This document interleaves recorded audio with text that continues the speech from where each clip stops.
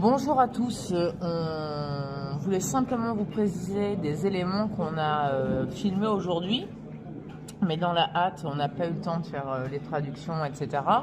Deux choses importantes qui vont suivre là dans quelques minutes.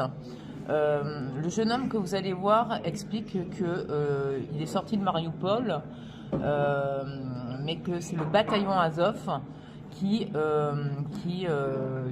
bloque l'accès et qui bloque les civils. On a plusieurs reportages comme ça, donc il faudra fact-checker, mais tous les civils nous l'ont dit. On a demandé l'identité de tous les civils. Ils avaient la carte ukrainienne, dans le Donbass, côté DNR et Lugansk, ils ont le passeport russe.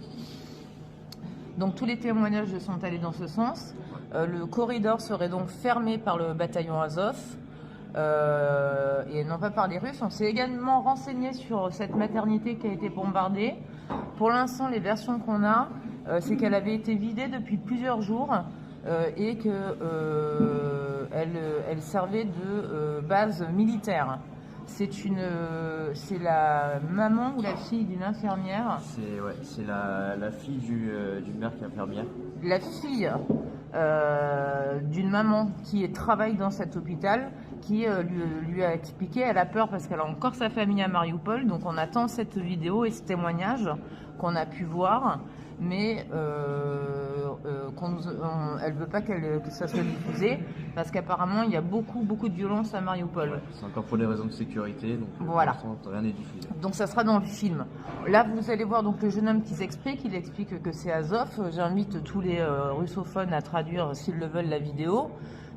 Qu'il n'y a pas eu d'exaction, etc. Et tout ça a été répété par nos civils. Donc nous sommes le 10 mars, nous sommes proches de Mariupol. Voici Arthur que vous allez retrouver dans le film. Simplement, il nous a confirmé, il nous a précisé que le corridor était bloqué par le bataillon Azov, que les habitants étaient bloqués à l'intérieur. Monsieur Svetlana, tu peux poser.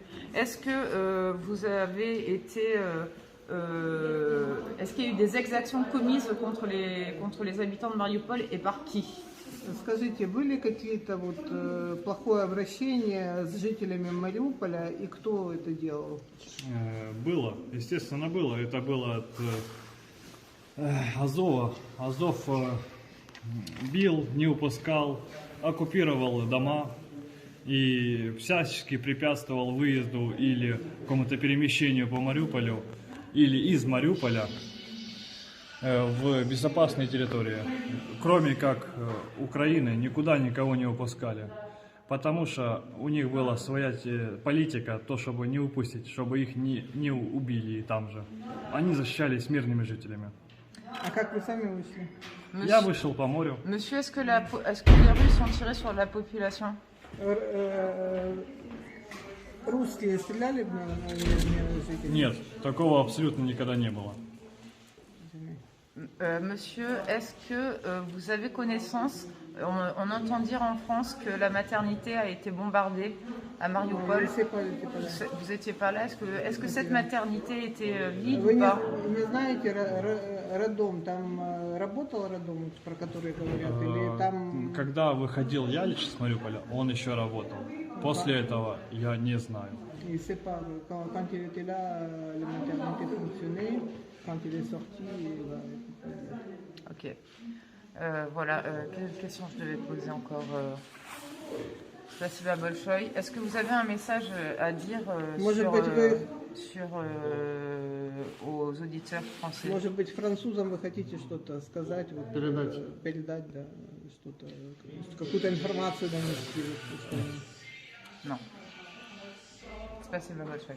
Ну, это просто для фотографов.